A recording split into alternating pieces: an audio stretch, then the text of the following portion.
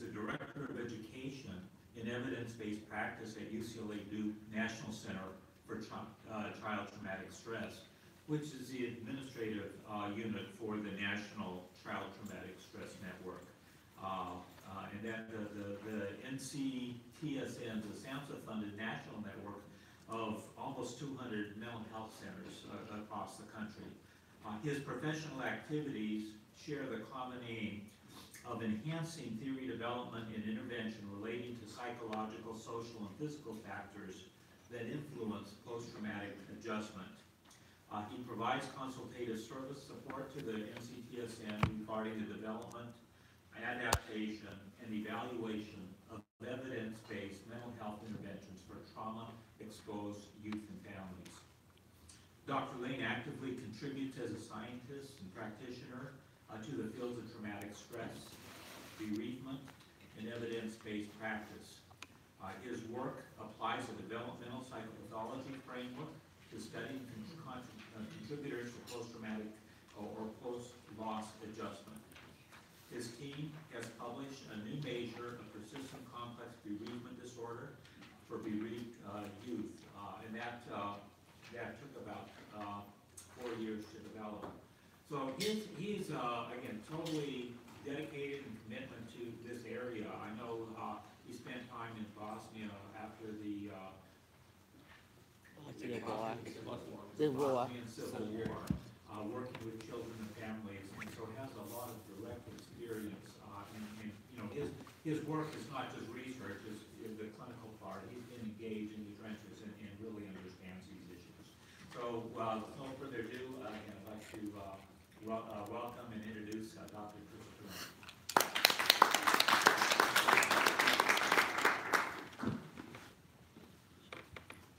It's an honor to be here. Thank you very much.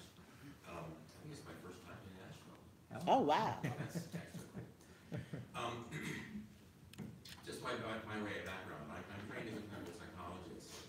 I went to UCLA in grad school with the expectation of becoming a marital researcher, and so I spent 2 years coding transcripts of squabbling couples. And then I did an externship at a teen health center at a local high school there, in the interest of sort of getting some more community-based practice. And I had an opportunity. Essentially, the school nurse came to us and said, "We've got this long list of kids who've actually been severely injured in community violence-related episodes. Would you mind talking to them?" You know, I was interviewing and working with depressed youth and teen fathers and things like that. And then I had a chance to talk with a young man who was sitting on the hood of a car with his grandfather, and somebody came by with drove by in a car and blasted him with a shotgun. And that was such a radical departure from coding marital squabbling. I was absolutely seized by that. And to be honest, I totally changed my interests. My master's thesis is on marital conflict, and my doctoral dissertation, collected in that very same clinic, took 3 years, and extensive interviews with adolescents who are exposed to community violence. And so that was my doctoral dissertation. And then as my postdoctoral fellowship, I worked with UNICEF in the aftermath of the Bosnian War. So I've been over there back and forth 18 times, where I was, it's a long title, but very, dare we say, big cat, no cow. But I was the field director over there for a UNICEF-sponsored program, psychosocial program. So we worked with youth in the aftermath of the Bosnian War there. So we developed and implemented and evaluated a program that was implemented in some 31 secondary schools throughout the country. So that was really also where I developed a profound interest, not only in working with adolescents, but working with bereaved and traumatically bereaved adolescents, as well as traumatized adolescents. And I'm going to be talking about that to some extent today. All right. So technically my talk is interpersonal violence across the life course, but what I'm going to be talking about more broadly is bringing in a developmental psychopathology lens and trying to basically juxtapose that, to superimpose that over what we're talking about with respect to the epidemiology of traumatic stress and bereavement across the life course, and talking about what I think are really important ideas about developmental tasks and how developmental tasks themselves may be interrupted in very pervasive ways by these types of exposures. All right. Yes, and as mentioned, we have an intervention that just was published last year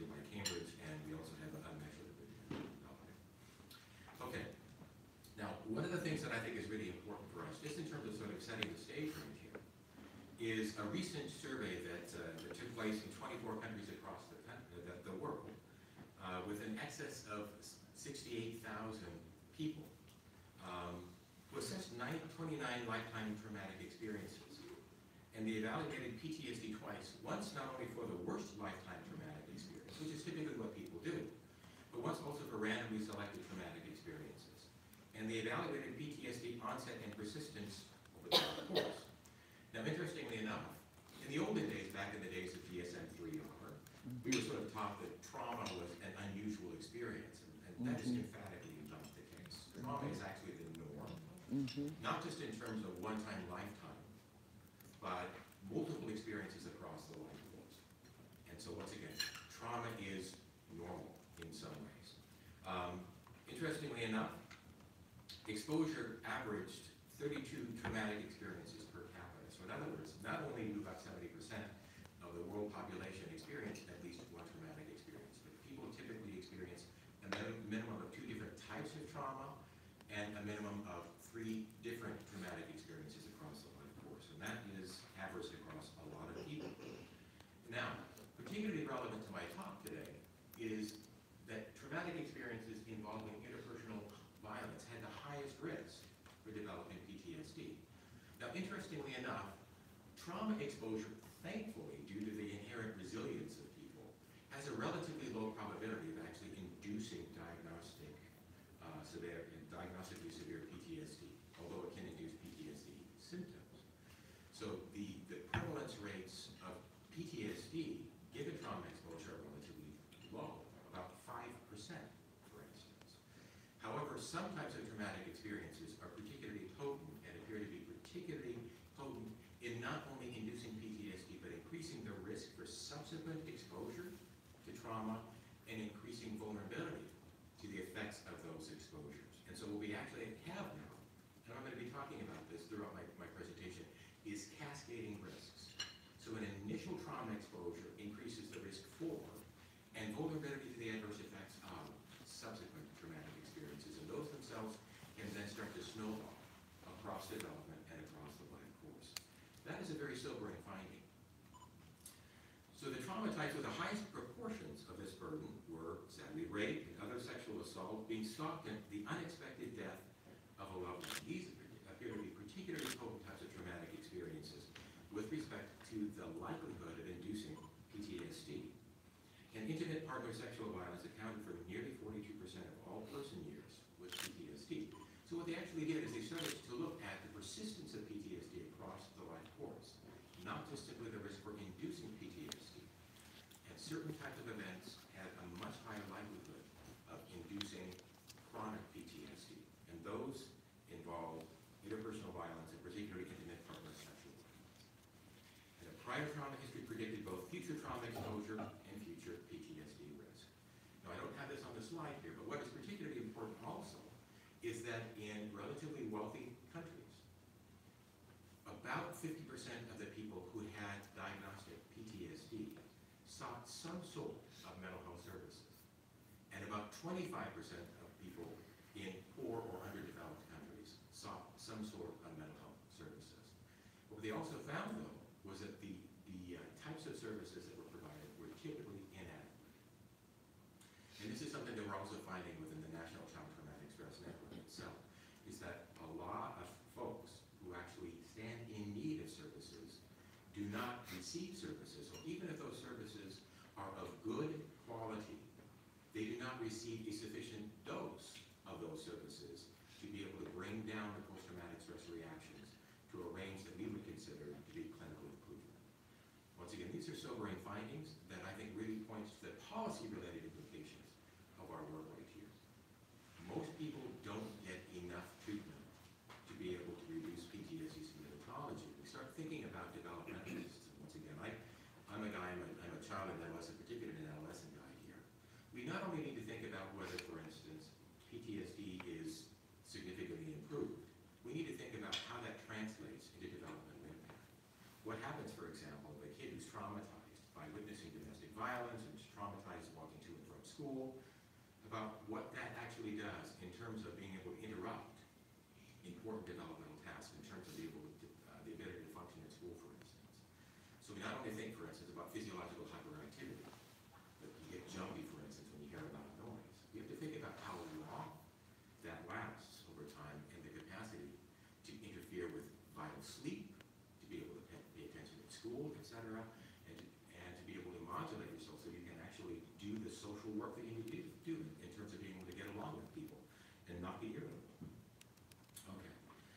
second article that I think is particularly relevant for today's talk has to do with bringing in not only an epidemiological perspective, but an epidemiological perspective of trauma-related psychopathology across the life course. This is a good read. Talks about the importance of not only genetics and epigenetics and personal variables, but societal variables. So three primary conclusions here. They advocate the use of a life course approach as an organizing paradigm through which to view traumatic experiences and the consequences. Second, they're talking about a focus on social determinants of health with a conceptual framework for understanding how early and late life genetics, biology, behavior, and psychology and environment interact. What's important to keep in mind is that there are two primary mechanisms, they believe, of how trauma affects individuals across the developmental lifespan. One is that traumatic experiences themselves are not randomly distributed. They tend to co-occur in clusters, and they also tend to co-occur in geographic regions. In some regions, and we see this in New York, we see this in Los Angeles, we see this in a variety of different cities, you can literally go from one area to another, and within 2 blocks, the level of risk for victimization and having people break into your house, etc., escalate rapidly, dramatically. And so oftentimes you have to start thinking about the risks that are literally endemic or to a particular region. An important study that was recently conducted in New York found that there were dramatic differences in the likelihood of exposure to a variety of different types of experiences, borough by borough, New York City, borough by borough, etc. And oftentimes the differences are discrete and dramatic as you move from one borough to the next. This carries very important implications for understanding who is at risk for what types of exposure at what points in development. Second of all is, once again, this whole notion of a snowballing effect, and that is that prior trauma exposure increased the risk for subsequent exposure to and vulnerability to the adverse effects of subsequent exposures. So I think that this ties in with the ACEs literature in particular. We start talking about this whole notion of the accumulating snowballing pattern of trauma as it accumulates across the life course. So they recommend a life course epidemiology that points to broad social, economic, and environmental vulnerabilities that are the underlying causes of the unequal distribution of psychopathology across generations and populations. So just one very quick example. Vulnerability to developing PTSD is also related to age. So children and adolescents and individuals over the age of 65 are the most vulnerable groups, controlling for a type of trauma exposure, interestingly. There are also disparities in the types of trauma exposures. Women, sadly, are enhanced risk for exposure to sexual assault.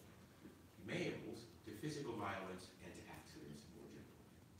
And so once again, we have these cross-cutting disparities that are oftentimes linked to demographic variables or to geographic regions. But what I'd like to talk about today is these are really important findings. But what I think is also potentially missing from this is that there is not a developmental overlay.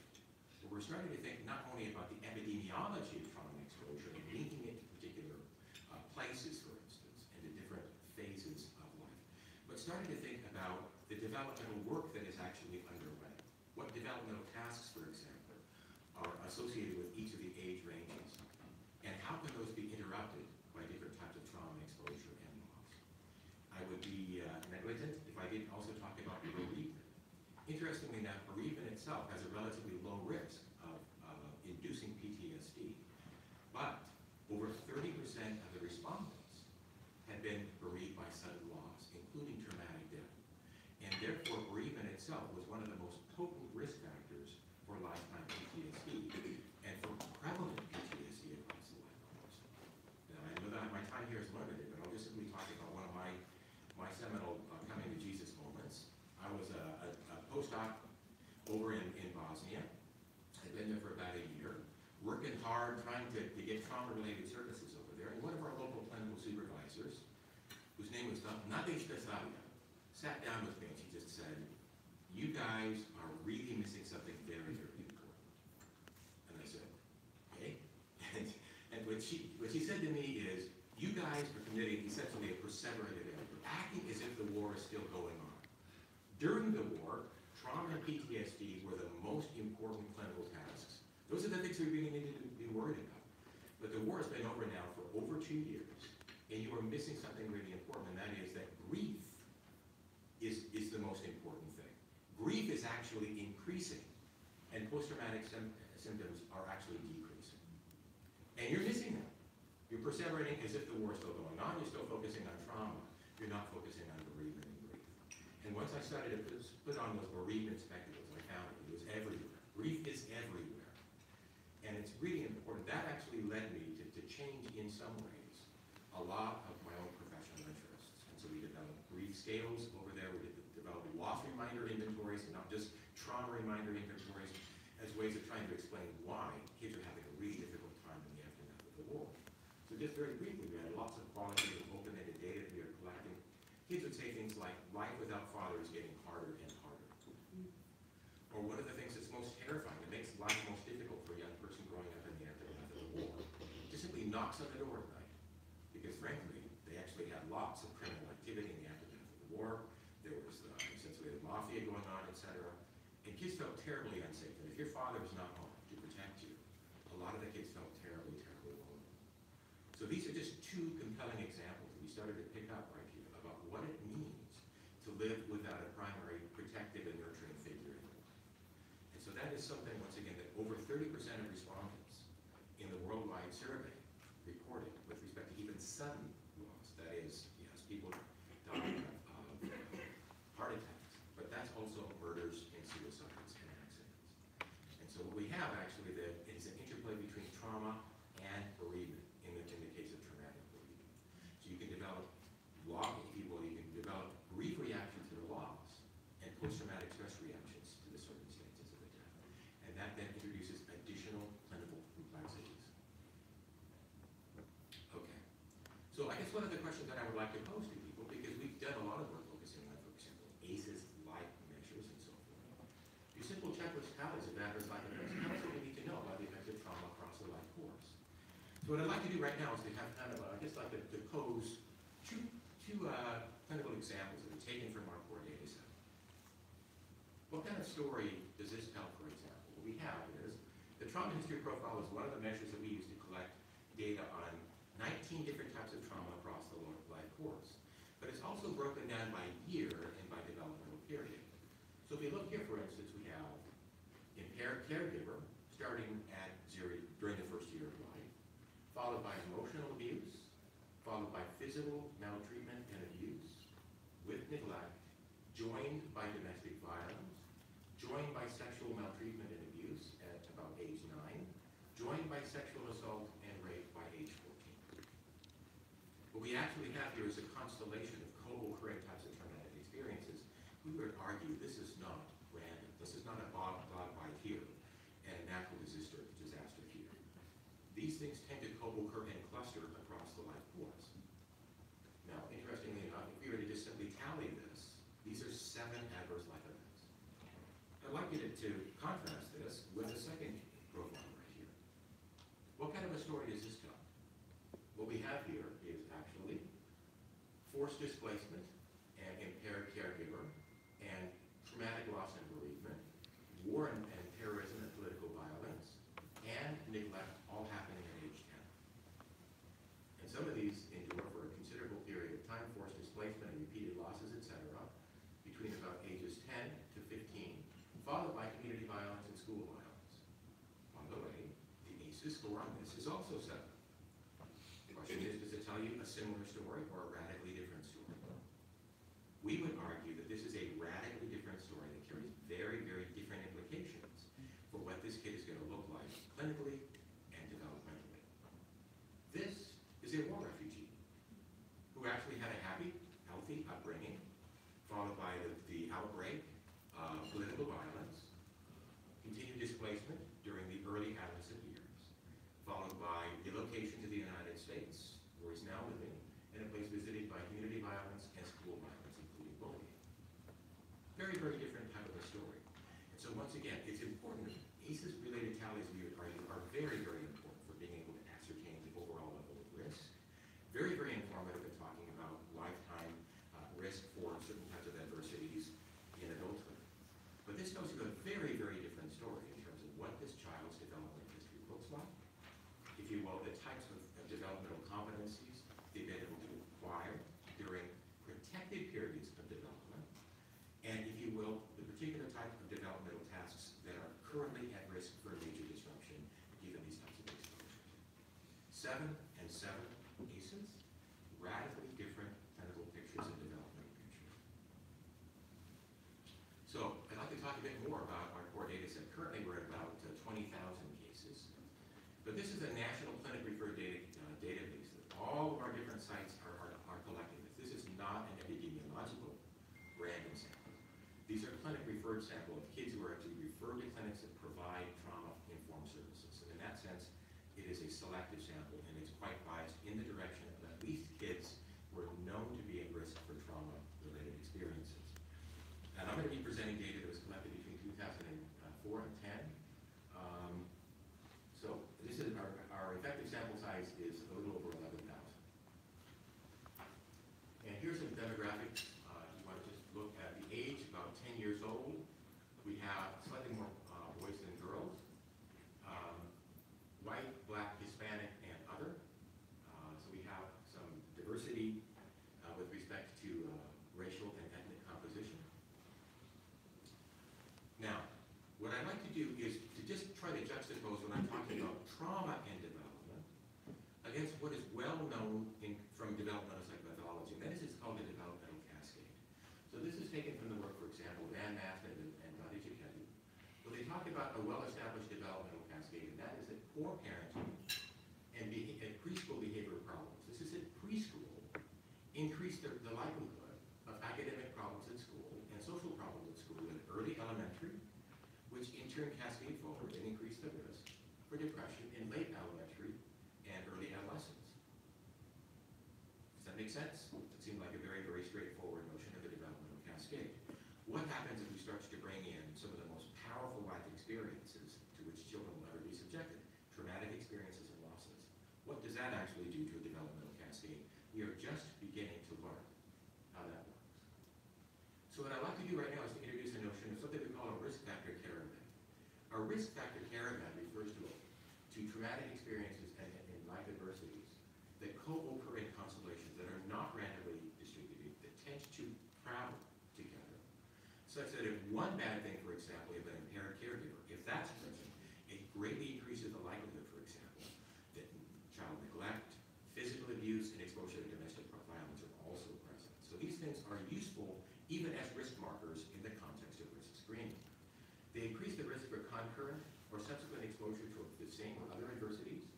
They increase vulnerability to the adverse effects of concurrent or subsequent exposures, and they cascade forward across developmental periods and travel with their host across the life course. So this notion contrasts with what we call resource care events. Resource care events are things like, and this is what sort of drives developmentalists crazy. They talk about self-efficacy and self-esteem, for instance, and a sense of mastery, and positive peer relationships and positive peer skills, etc., and extensive social networks, etc., and healthy parents. All these sorts of things tend to co-occur together. If you look at all the positive resources in kids' lives, they tend to co-occur in clusters. And they do so across the life course. One of the reasons why we even come together at these scientific conferences is so that we can network. So we actually graft each other onto our social networks, and that is part, if you will, of our resources. We bring those things forward across the life course. What we're now actually talking about is the inverse of that, and that is we talk about risk factors accumulating and traveling together with their host across development. And that's the notion of our risk factor care event. And we've written about that back in 2014 in a special section dedicated to that topic. When we take all of these kids, these 10,000 or so kids, what we actually found was 5 different risk factor care events. The first, domestic violence, emotional abuse, physical abuse, impaired caregiver, and neglect. Do those sound familiar? Those things tend to occur in a cluster. Second is school violence and serious injury and accident, community violence, illness, medical trauma, extreme interpersonal violence, and natural disasters. Those tend to co-occur. Third, war and political violence and forced displacement tend to co-occur. Fourth is sexual assault and rape, sexual abuse, and physical assault. Interestingly enough, sexual abuse does not tend to occur so strongly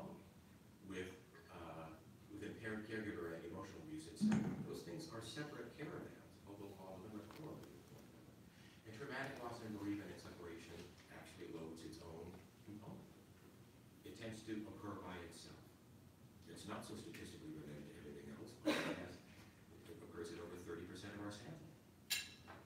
So what I'd like to do right now in my remaining time is to talk about traumatic stress across development in a new line. And that is to propose concepts and metrics for the developmental lexicon. That is, these are some new concepts, and this is the paper we're working on currently. And just to look across the very top right here, age of onset is important. Also, we're proposing the last age of occurrence is important. What's the last time that it happened to you? The third is what we call duration, and that is how many total person years did this occur in? A fourth is time span. So in other words, the year of the last occurrence minus the year of first occurrence, how much of a shadow does this particular type of trauma cast across your developmental life course? And the last is this density, which is actually a proportion, and that is out of total years lived, how many of those were visited by this particular type of traumatic experience? What we get actually are dramatic differences in when bad things happen and how long they happen. So frequency of trauma type, interestingly enough, traumatic loss of bereavement is reported by nearly 50% of our sample. And war, terrorism inside and outside the United States are very, very underreported. So we have here, right, there is dramatic differences in the prevalence rates of different types of exposures. So they're not functionally interchangeable in terms of at least their prevalence. When we break them down by different developmental periods, if we look at this actually 0 to nearly 6, the prevalence rates of impaired caregiver and neglect and domestic violence, emotional abuse, etc., are much, much higher. As you move into ages 6 through 13, the prevalence rates actually shift. And that is also true for 13 to 18. So if you're working with different groups, just simply the prevalence rates of exposures differ dramatically. That's really important, even for pediatricians, for example, to know. And by the way, if you find, of all of these things, guess which particular type of thing, if you will, is the worst, the marker of the worst risk factor terror event, is having an impaired caregiver. That is, you have a depressed person, a depressed caregiver, or somebody who has a drug or alcohol problem, etc. If someone who has a severe mental illness, that itself, frankly, is a marker of risk for many other adversities accumulating, oftentimes dramatically and aggressively in the early years of life. The mean age of onset of each trauma type, impaired caregiver, the average age of onset is 2.6 years. Extending all the way to school violence, the average age of onset is 10 years. So once again, we really start to pull these things out across development in terms of the average age at which they first start to occur. And the mean age of last occurrence, neglect, the average age of last occurrence is 6.5, extending all the way to school violence, which is 12 years of age. So now once again, we're looking to see how long across development they last. Now, if we're talking about time span, this is a new concept, at least in our area of work, and that is the age, the mean age of last occurrence minus the mean age of first occurrence. What we actually find then is that impaired caregiver has a time span across development of over 5 years. Emotional abuse and psychological maltreatment, 4.5 years. Domestic violence and war, political violence outside the United States, neglect, physical maltreatment and abuse, and community violence, etc. These things tend to have a long shadow. They occur across a long period of development. And natural disasters, thankfully, have a relatively short duration. How much time do I have left? You're fine. Okay. Density. Think a little bit like density, like you think about IQ, sort of like what's your score relative to your age. What we're now thinking about is how many total years did a given type of trauma happen relative to the total number of years lived? So it's a simple ratio right here. An impaired giver tends to dominate with over 60% of years lived dominated or are covered by impaired caregiver. And emotional abuse and psychological maltreatment, neglect, domestic violence, etc. These things tend to really predominate. So in other words, we sort of say, how much of your life have you lived in these conditions? This is a kind of metric that sheds light on them. All the way, thankfully, to natural disasters, that's less than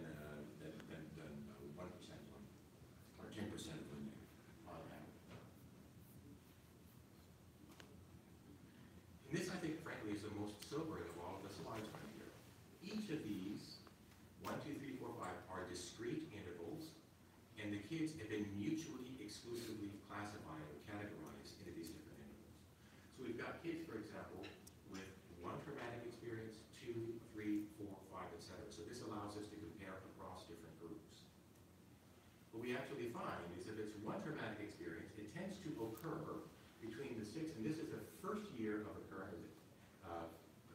The onset of exposure is the red, and purple denotes the last age of occurrence. So in general, if you have one type of traumatic experience, it tends to occur between 6 and 7.5 years of age. If you have two, the age of onset drops, and the last age of occurrence increases. And you can see there's literally monotonic. This is generally a linear relation. What this basically means is the more types, these are types of traumatic experiences, not total traumatic experiences. The more types of traumatic experiences, sexual abuse, and physical abuse, and accidents, and school violence, and so on, they tend to occur collectively earlier and earlier and earlier in life. And they also tend to extend later and later and later in life. And once again, because they're cumulative, this makes sense. But what this really says is that the more types of exposures that kids are exposed to, the greater the shadow of trauma and loss across their entire developmental span. It happens earlier, and it also extends later in development. What this basically means is kids with more and more traumatic experiences are at greater and greater risk, and this shadow covers a greater span of those developmental periods. It has a greater capacity to encroach upon the developmental tasks, and we would argue it has a greater likelihood of cascading across developmental periods and interrupting those key developmental tasks in ways that rob kids of the opportunities to work and develop developmental competencies.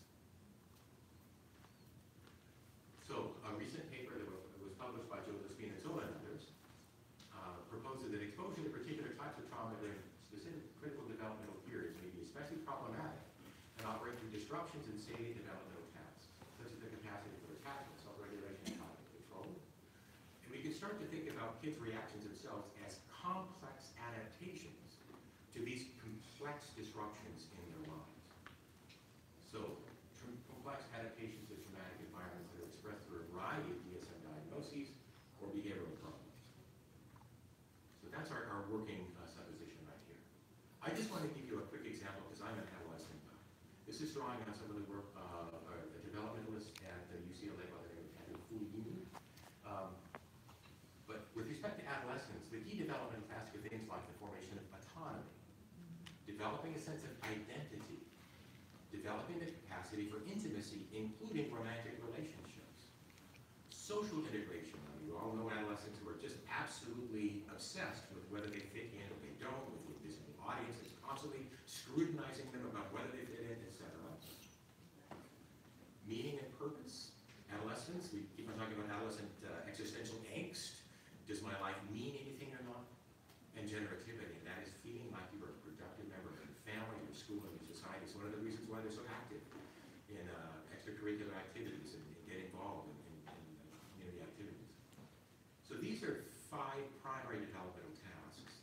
And what I just like to pose to you rhetorically is, what do you actually think happens to an adolescent who is traumatized while they're working on these key developmental tasks? Or working on, in a sense, for example, of autonomy.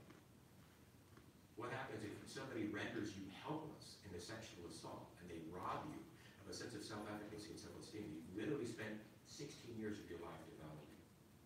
How profoundly can that alter your developmental trajectory? We're just beginning, I think, to explore this. This comes from our treatment manual right here, but we lay out a framework of 8 different ways in which we believe that development can be altered. And so these carry implications for risk screening and try to get a handle on how trauma intersects with these developmental tasks. It can interrupt age-appropriate developmental tasks. You can literally stop what you're working on. You stop going to school, for example. You stop your dating. Developmental slowdowns or regression, and that is the loss of recently acquired developmental competence. Developmental regressions. Slowdowns is a slower rate of progression in which you acquire the developmental regressions of the loss of competencies. The delayed initiation of age-appropriate developmental tasks once the youth comes of age.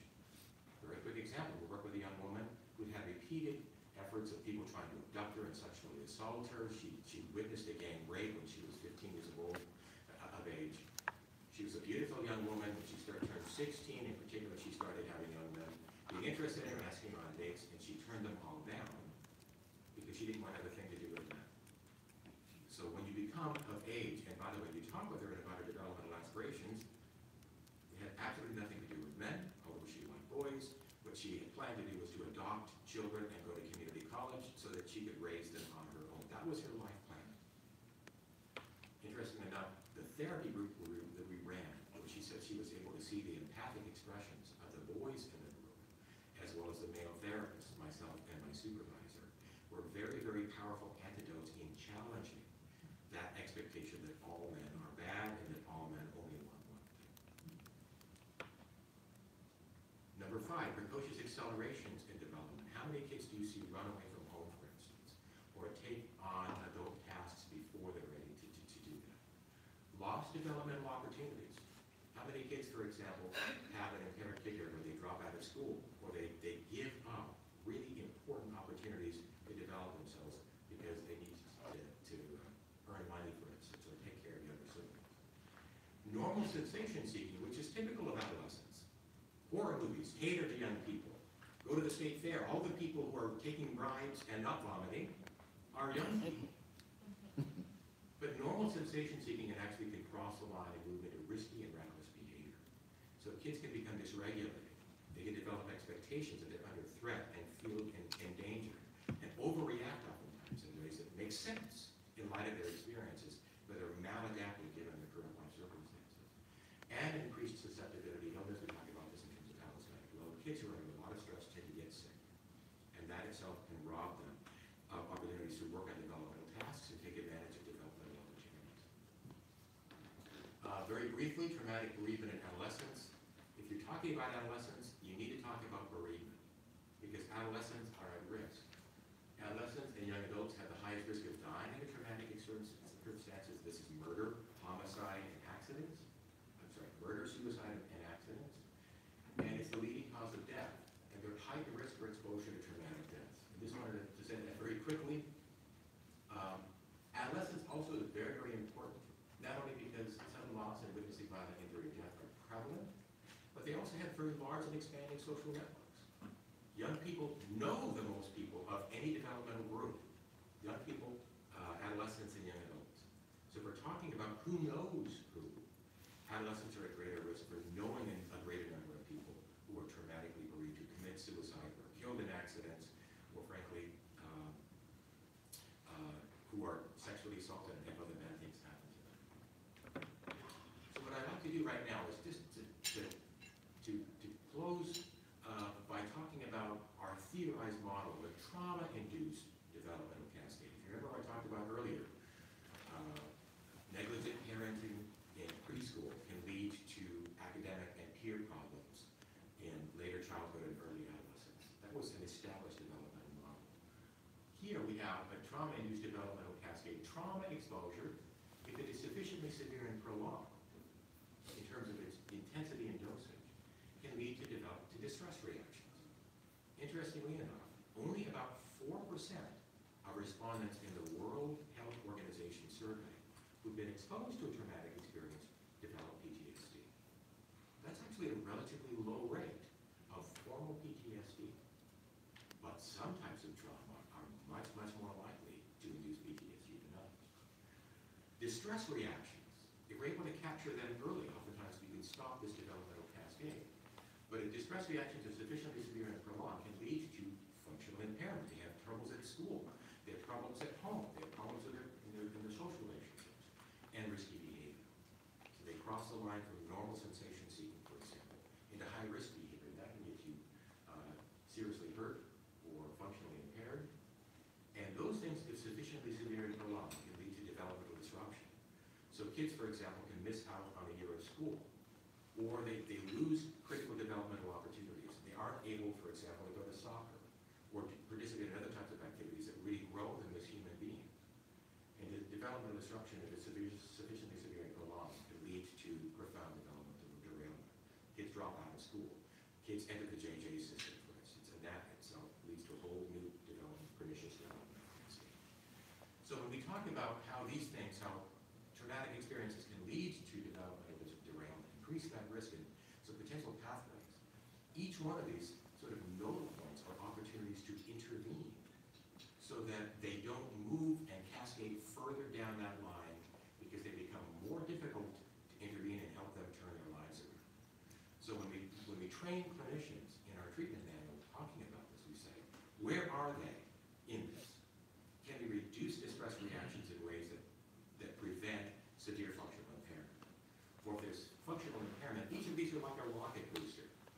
rocket booster takes off into outer space just along with the space capsule.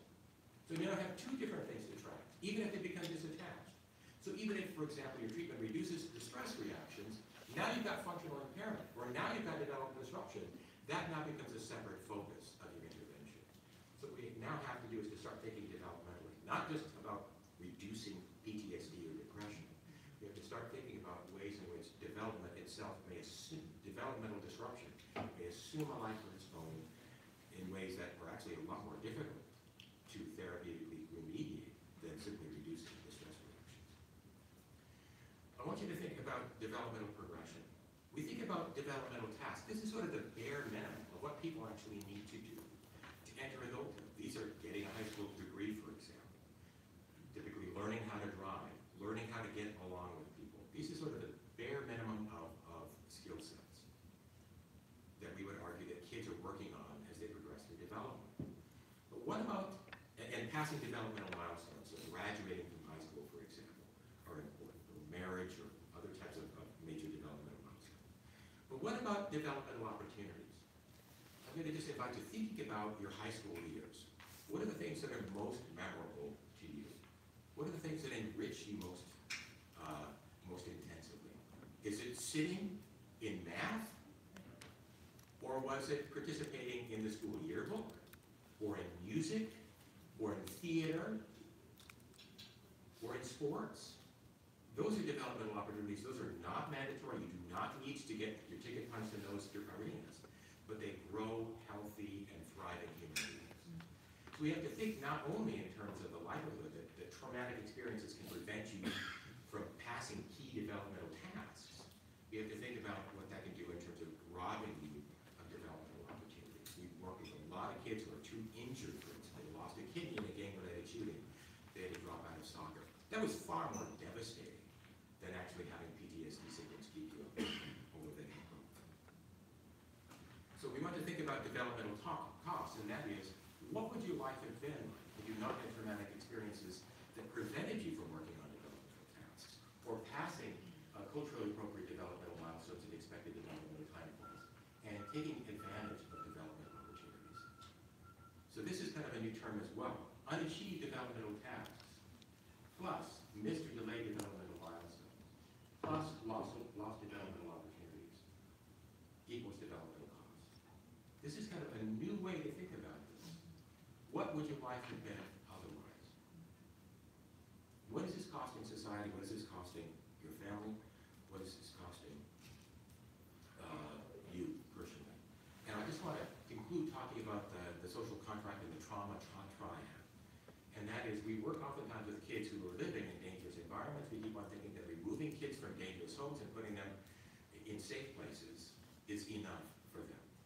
What we actually talk about is we have to teach clinicians that kids discriminate between psychological safety and physical safety. In many cases, you can put people in physically safe places, but they do not feel psychologically safe. That is integrally related to what we call the adult protective shield. Is the shield in place? Recent school shootings make kids feel very, very unsafe. The adult protective shield failed. So what can we actually do? So when we talk about this with our clinicians, we say, think danger, protection, and safety. Do you have to literally, I want you to think, for example, just simply about a little Swiss hamlet high up in the mountain, very, very dangerous mountains, buffeted by horrendous winds in the wintertime, etc.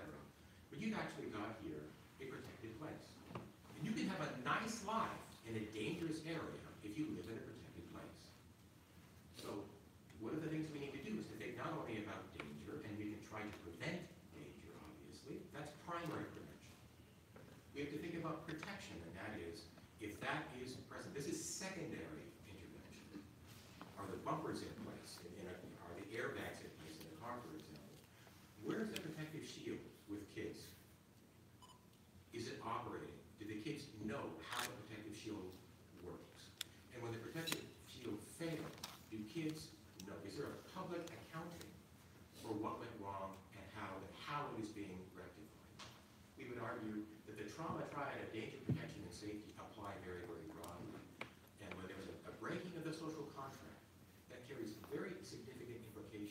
not only in helping kids to feel safe, but helping kids to feel like they are valued members of society, that their lives matter, that they are worth protecting and nurturing. So when we talk about protection and safety, I say, if we're talking to medical doctors and nurses, this is the distinction between inoculation and vitamins and nutrients. We have to think not only about protecting you from exposure to pathogens in the environment. When kids are in a protected place, that's when they can work on developmental tasks, and that's when they can take advantage of developmental opportunities. We would actually argue that the greatest importance right now is keeping kids alive. And kids are literally biologically built to do that. Parents actually become much more punitive and restrictive in dangerous environments like war than they are in safe places. We always have to think about parenting practice in the context of ambient dangers. But what we're saying is when we can create those protected places, oftentimes parents can relax, they become more nurturant and less controlling and less surveilling. And kids themselves can relax and start to work not only in developmental tasks, but taking care of those key developmental opportunities. This is a distinction between protection, prevention, and promotion. Preventive factors help us reduce the likelihood of danger. Protective factors, if you will, help to protect kids and to cushion the effect of exposure to those dangers. Promotive factors, this is love and nurturance and social, all these sorts of things like that help to grow healthy and healthy human beings. And those are particularly important once we've established a safe, a protected developmental period. So just to recap, when we talk about a trauma history profile, not just the red spaces, bad things, but the open spaces are particularly relevant for us as developmentalists. Because that is, we can assume, is a protected place where kids can be working on developmental tasks and taking advantage, exploiting developmental opportunities that help them to grow into happy, healthy, well-nurtured human beings who don't just simply have driver's license and a diploma, but have a broad spectrum skill set, self-esteem, self-efficacy, aspirations, and so forth. These are the kids we really want to be growing here, and not just non-traumatized kids. So thank you very much.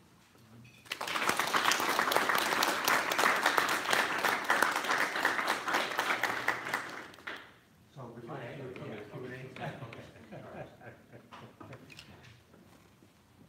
All right, what I always say when I would teach this, I would say, questions, comments, or scathing rebuttals?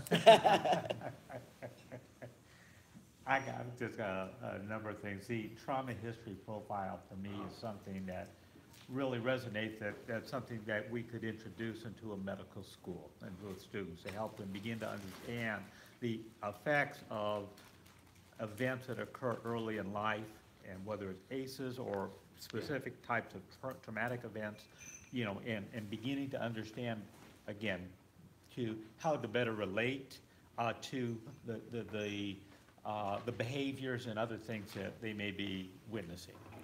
At the same time, it seems that I think on the flip side from yesterday's presentation with Dr. Stewart, a notion of resiliency and what are those supports that they have. Again, and you see, you know, the 0 to 6, you know, when there's nothing there. I mean, but you know, there is something there. There are protective factors and things that help them also understand, you know, that how they may be exposed to this, but again, those cushions, the buffers that they have in their lives to help them cope. And I think that's another part that I'd like that we could perhaps, when we come back together, to talk about. I think, again, the notion of trauma history, but also the resiliency factors in their life are important. One thing, and once again, I recommend reading the WHO article. Interestingly enough, what they talked about is, you know, a relatively low prevalence rates of PTSD, even among people who are exposed to traumatic experiences. But when they're exposed particularly to recurrent traumatic experiences, especially physical abuse and assault, that greatly increases the likelihood of developing PTSD. So what they actually had was a naturalistic opportunity to say, does prior trauma exposure actually sort of seal and inoculate people, so it reduces the likelihood, given subsequent exposure, of developing PTSD? There's one particular population for which that is true. People who are involved in the military. If you actually are engaged in conflict, they talk about sort of battle-hardened troops and so forth, you've heard of that. The stress inoculation hypothesis appears to apply there. Do you think that's related to both self-selection? You know, I mean, you look at people in the Navy SEALs, these are what we call extremophiles, okay? They do well under extreme conditions. But in general, in the general population, prior trauma exposure is more likely to induce vulnerability than it is to lead to stealing. And so that's a sobering finding itself right there. But when we're also talking about sort of protected developmental periods, what we're thinking about is that is an opportunity for kids to recover from prior traumatic experiences. So there can be recovery as well as working, they can catch up on developmental tasks, they can start to exploit developmental opportunities, et cetera. And what we have to think about is the infusion. You know, when I talk to medical doctors, I say, this is all about infusion and effusion. So you come, let's say you're an ER doctor, and you come to somebody who's severely injured. What's the very first thing you do? You actually stop the blood you stop effusion. You've got to, you know, you have to staunch that right there. What's the very next thing you do? You start an IV. So we have to start thinking about resource loss and resource gain, even in the context of resource loss right there. If both of them are very important, I think in many cases people are tracking resource loss. You know, we got to stop this from happening. We got to get to a safe place. But we have to start the IVs. What are the IVs, for example, that infuse kids with these types of resources that they need that, yes, build resilience, especially if they're done before the event, but that allow them to facilitate resilient recovery and that help them to catch up on lost developmental opportunities and developmental tasks, etc. So the whole notion of effusion and infusion, I think, is really important from a stress theorist perspective. Other questions or comments? Yes, please. This is just very fascinating work. I commend you. It's really, really been very informative. So I would say, even in terms of your point about infusion and effusion, my question has to do with the best use of this work from very much from a preventive framework. Yeah. So how have you used this really to get in front of the train? Because so often what we end up with is we're experiencing this when the child is in crisis. We are working with children that have long cascading events and all of this. But what is the best work in terms of the best use of your work in terms of getting in front of this? So how many of you work in setting where you talk about primary, secondary, and tertiary prevention? Does that make sense to you? Yes. Originally applied to automobile accidents, stop signs and stop lights, et cetera, yield signs are primary. Those are preventing it from happening. Bumpers and safety bags are secondary. Those prevent you from becoming injured if it happens and while it is happening. And tertiary actually is preventing people from becoming serious and chronic cases. You can apply that same framework right here. And I would argue this is a broad spectrum framework right here. So in other words, we talk about trauma exposure. The very first thing you want to do about trauma exposure is to prevent it from happening. So that is your primary prevention. But God forbid if that happens, what we really want to be able to do is to intervene in timely ways so that distress reactions, significant distress reactions, become transitory and they recede before you develop a clinical disorder. So that's secondary. Is that making sense? Absolutely. Good. And then what you want to be able to do at each of these is a separate stage where you want to prevent it from cascading forward. This becomes almost infinitely more complex when you have multiple traumatic experiences in the context of severe adversities without the infusion of a lot of beneficial resources like supporting, like parenting, and other competent adult figures, etc. But what we actually try to do is to say, what are the primary intervention objectives at each of these stages? Because as you move further, you have, if you will, more rocket boosters to track. My little boy loves outer space, and so I've got one of these things out there. You can look at the planets and so forth. But when you buy the expensive version, it actually shows you all these things floating around there. You ever seen Wall-E? Yeah. All this stuff. And he said, "What's that?" And they said, "Those are rocket boosters." There's a lot more rocket boosters than there are space stations. So the idea is that each of these, for example, developmental disruption, or risky behavior, etc. Now it's assumed a life of its own, it has its own trajectory, and even if you get the stress reactions to reduce, it's no guarantee that the risky behavior itself will also spontaneously recover.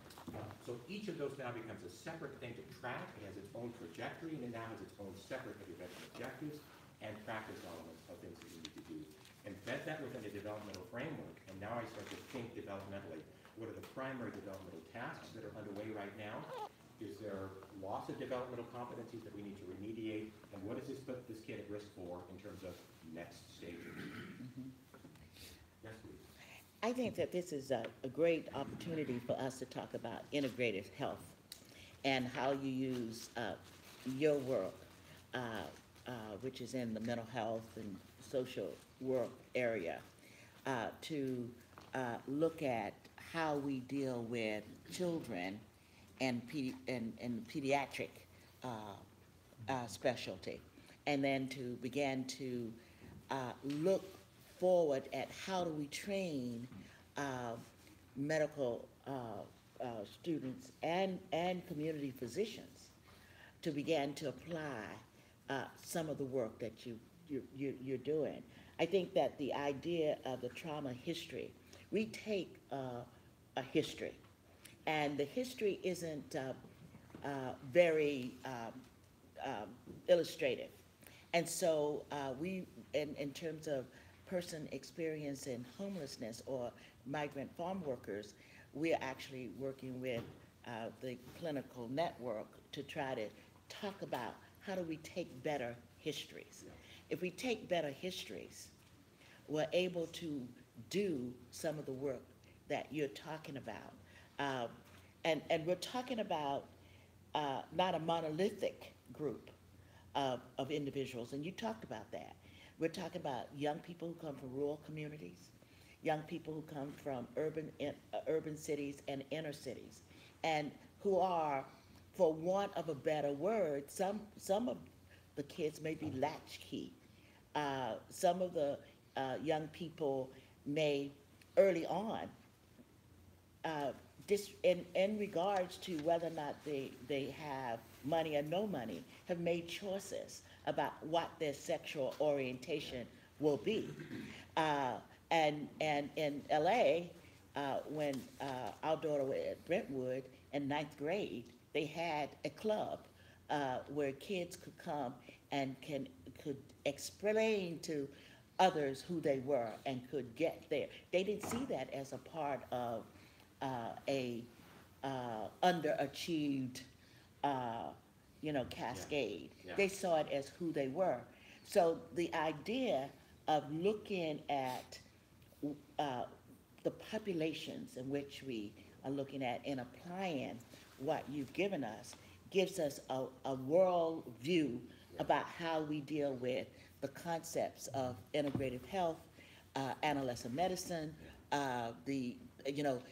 residency training, and so that we get that in a way that we could create modules so that young physicians can be better educated when they're working in communities alone, like in South Dakota. Thank you. I have just a couple of reactions to that I hope are useful. I've talked about a developmental overlay. There can be a whole rich cultural overlay as well. Yes.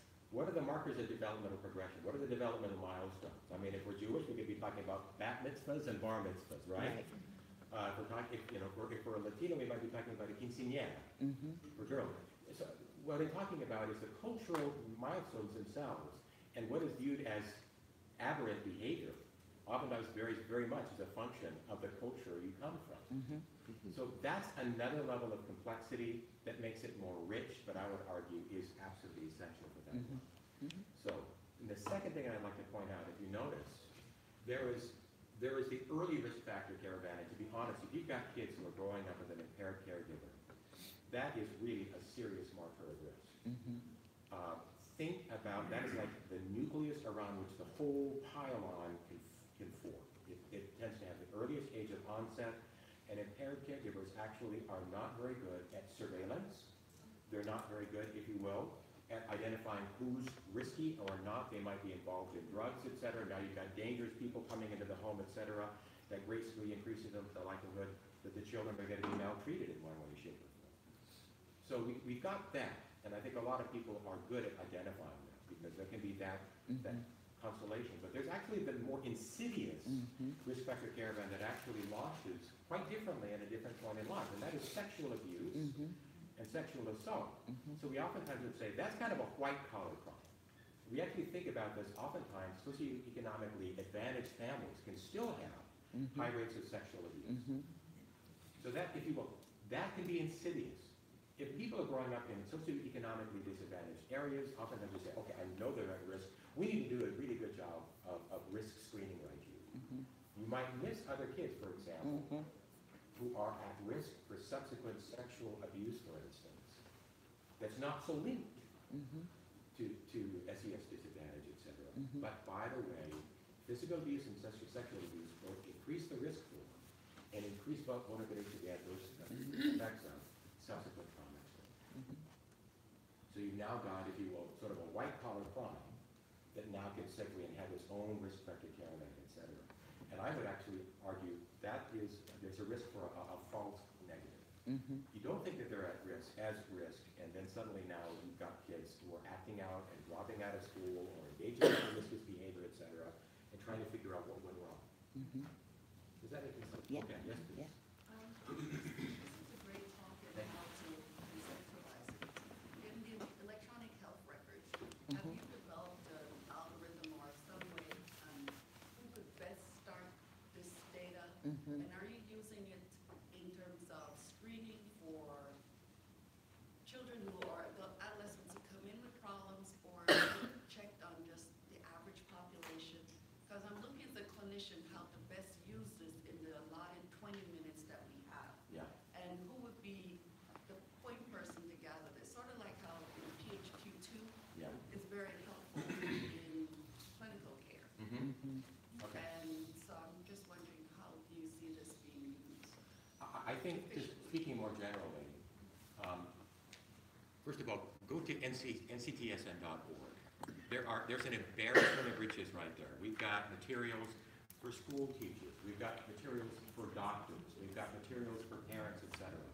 So they've got materials for people who work in juvenile justice settings, et cetera. So one of the things that we need to do is to set up a multi-tiered risk screening and assessment and referral network so that early care providers who actually are not well trained in a comprehensive and thorough developmentally informed assessment nevertheless become sentinels who can conduct risk screening in a competent way, and then if you get a positive, that you refer the kid on for a more thorough screening and assessment.